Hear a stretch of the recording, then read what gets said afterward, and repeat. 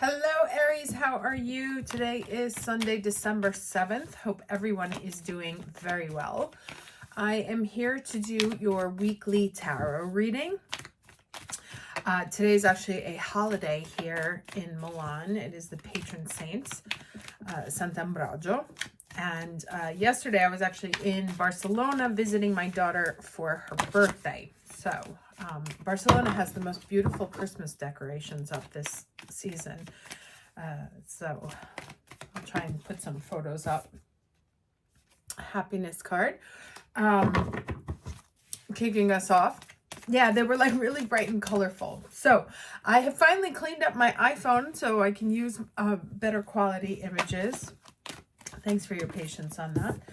And this week, astrologically speaking, Neptune goes direct. So that's nice in terms of like getting a renewed sense of optimism. You know, sometimes the ability to see things through rose-colored glasses is a benefit because it's, you know, it can be like kind of too harsh of a reality.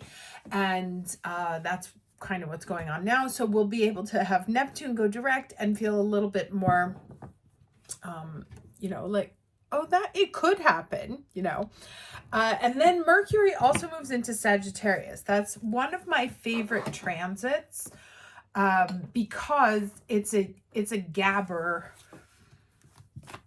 placement. And when Mercury crosses the galactic center, which is 26-27 of Sagittarius, lots of secrets tend to come out. So this is when the stuff that was trying to stay buried in Mercury and Scorpio starts coming out. So we should be getting a lot of very interesting news.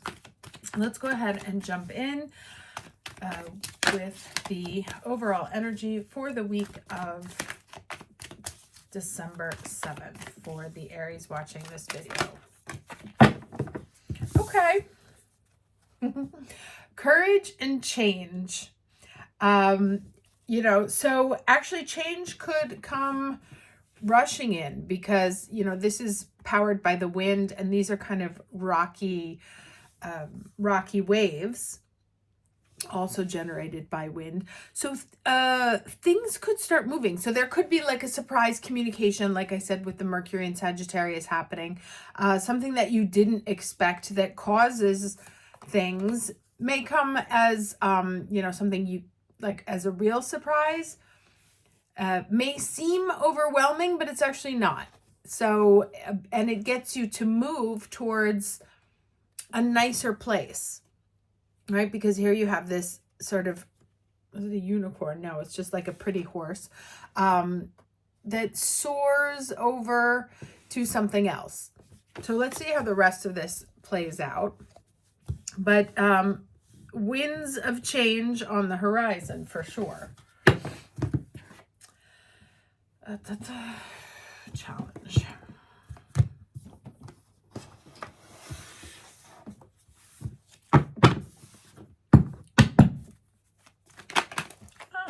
Put the challenge energy for the week of December 7th, please.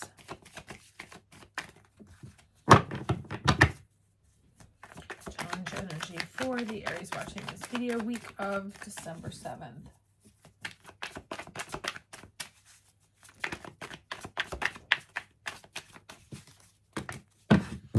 Okay, what do we have here?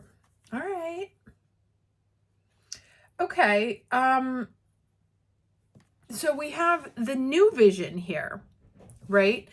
But it also is coming, so this is, you know, change, things moving forward, the courage to see things differently, the courage to move into the next stage. And also here we have this is kind of like a winged creature, right? So there's a very strong wind energy, air energy. So it's probably coming in through communications, some sort of big communication or important communication that changes how you see things, or you communicating a change of how you're experiencing things, right? So maybe this is the week that you put in your notice, or you can get communication that actually the company's going in a different direction. and that it's actually going to move you, put you back, sort of like a course corrector energy here. Now we have this other one here, which is the Queen of Swords. And it says morality here. And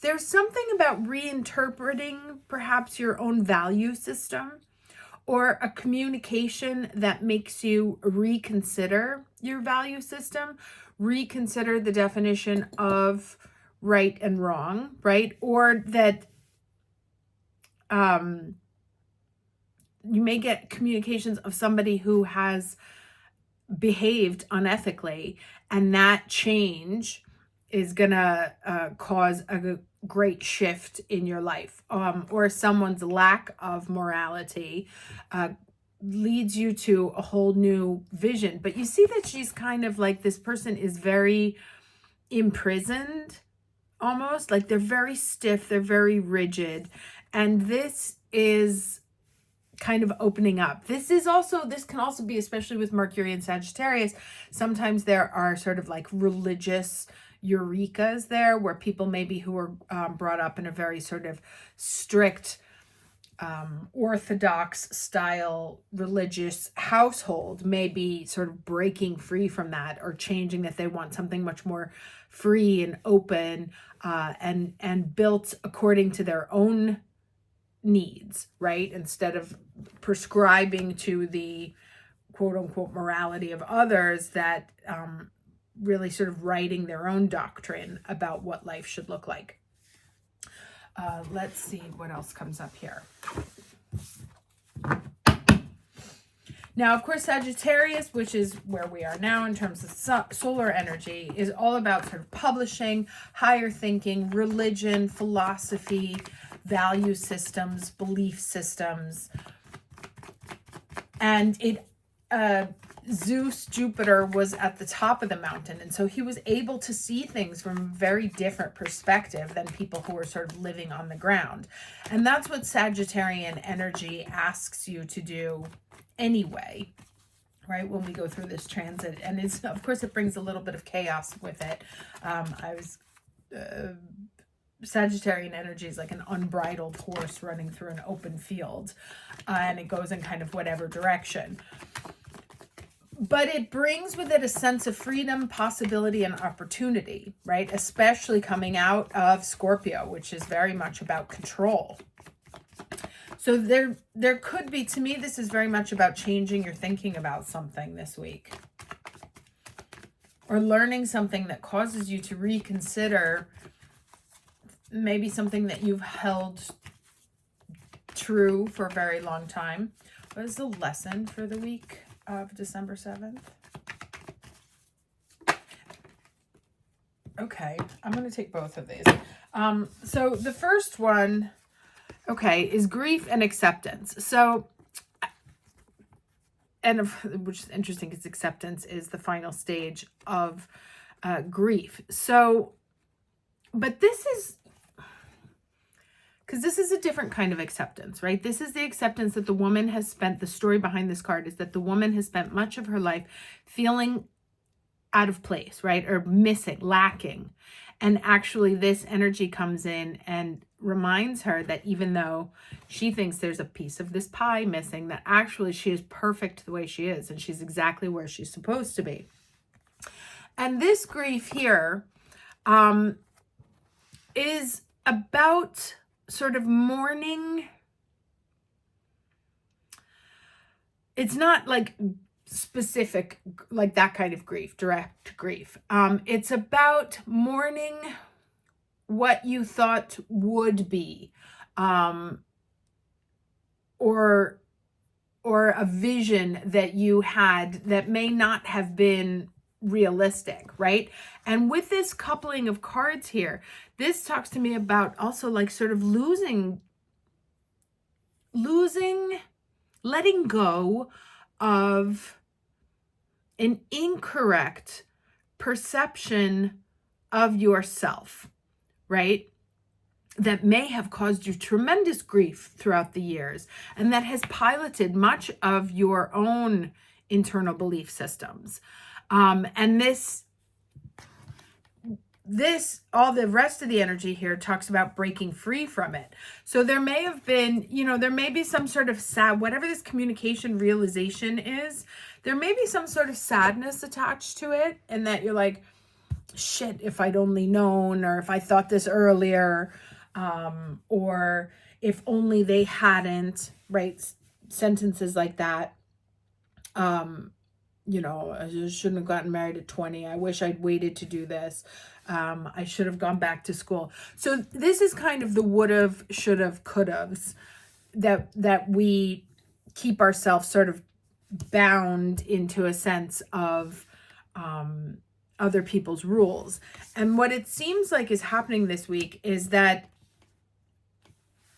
there's a liberation from those predefined and confining boxes of what is possible to you. Now, as again, it may not necessarily come in as welcome news or it's not like according to plan news, but it is the news that sort of unlocks you to be able to move forward, right? And interestingly here, I just split the deck in half. We have the Hanged Man and the Temperance, right? Temperance is Sagittarius card. Hanged Man frequently associated also with Neptune and Pisces, the two planets that are moving signs this week. And so from a position of reflection and reconsideration that's been happening, especially with that Mercury retrograde in Sagittarius that we had, now starting to move forward with the right measure, right? Not leaping forward, but understanding, starting to dip your toe into a whole new belief system after thinking about, hey, wait a second, you know what? That's bullshit. And again, this can come in many different directions. It can be, oh, I never thought that was possible for me, and now it is. And there's a part of it that's like, shit, now that I know it's possible, I wish I'd started this earlier. But that's not how the universe works, right? Everything comes to you exactly when it's supposed to. So, and as the Italians say, bad news doesn't always come to hurt you. And to me, it looks like this news, or this realization, this acceptance, is coming to free you. Let's get 3 cards here.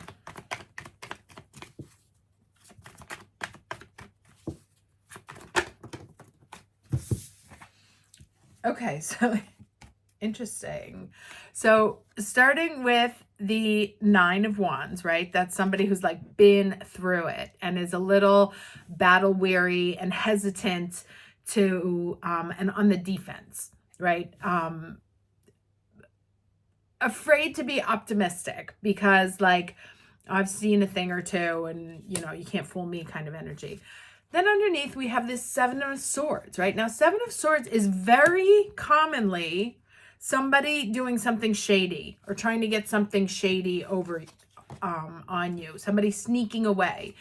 And with the swords there, it's frequently communications, right? So some kind of shady communication or not telling the entire truth, right? But it's going to come out anyway because the last card is this one. And so this is the 3rd horse, right? Or the 3rd kind of winged. We have this breaking free, this movement. And then the horse again here. This is a very lovely card, right? This is the sun shining on you, a rebirth because of the baby here. Divine energy as well. And this is frequently known as the happiest card in the deck. So does this mean that suddenly, from one second to the next, you're going to become the happiest person on the planet? Unlikely. That's not really how things work. We have to be realistic with tarot and universal dynamics. But whatever this is here, right? It's such a stark contrast in energy from being very defensive and constantly always feeling like you have to watch your back because somebody's screwing you over, to actually realizing that you're free, right? And this person walking away here is looking back at like, oh, wait a second. Actually, maybe I just did them a favor. So again, I think there could be something unwelcome that potentially happens, or something that you don't see coming, or something that you actually do know is coming because you've been on the lookout for it, and you haven't been willing to put your guard down because you're like, I think this is going to happen. Like if you are in a professional situation and you are fighting constantly with your boss, and just in a and just around you, you know that like, this is not your job, or this is not your company, or this is not what you're meant to be doing. There may be some sort of like thinly veiled attempt to communicate to you that actually it's probably best for you to move somewhere else, right? And so, but in the letting go, in the separation, actually you are freed to then go after something that makes you much happier, right? So let's see what the overall advice is here.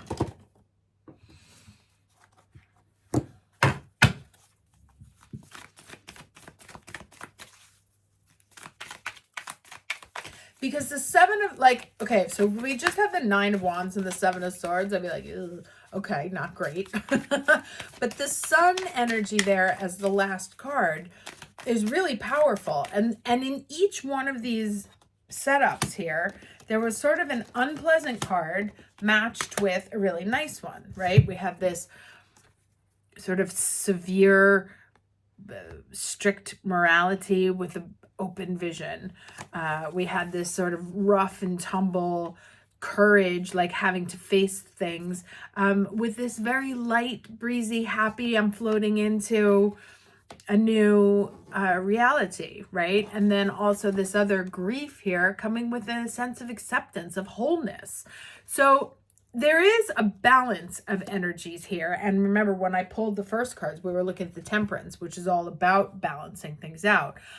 But so it's not like things are just going to rush in as super positive. But we have these two cards, which are, this is, very defensive, on the lookout, not giving up, but also very wary. Somebody trying to get something over, or not speaking clearly. This can be a passive aggressive communication. This can be you sneaking off and being like, you know what, I'm just going to quit and I'm not going to inform anybody of anything. Could be. And then at the end, all the cards point to this Sun here, bringing a huge sense of optimism, opportunity, and potential for the future. So there is a mix in all these energies, but they all point to a true liberation coming in. All right, let's get the final advice, please.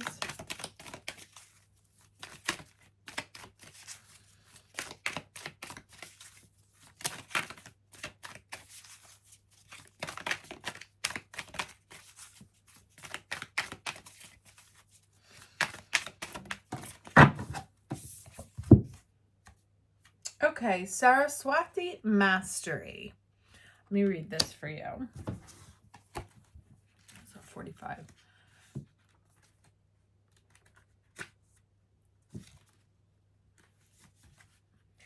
Okay, mastery is a genuine sense of effortless knowledge after a period of dedicated immersion.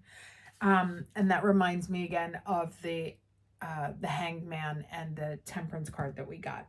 The Hindu goddess Saraswati asks you to enter her domain of art, language, knowledge, music, and poetry, and make this commitment to go the distance. Immerse yourself, body and mind, in the spirit of discovering all aspects of what is at hand. Learn and then learn more. Right now, if you adopt the role of apprentice, and are willing to devote your heart and mind to something, you will become a true master. Interesting. So maybe this is really truly a course correction of being stuck in a job that, you know, you don't feel inspired by.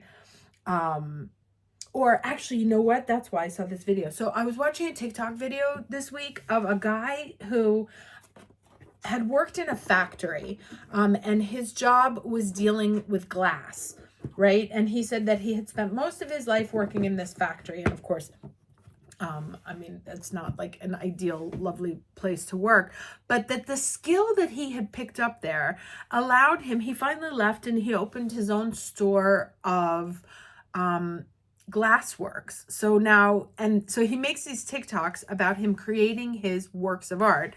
I saw one where he was making a pumpkin.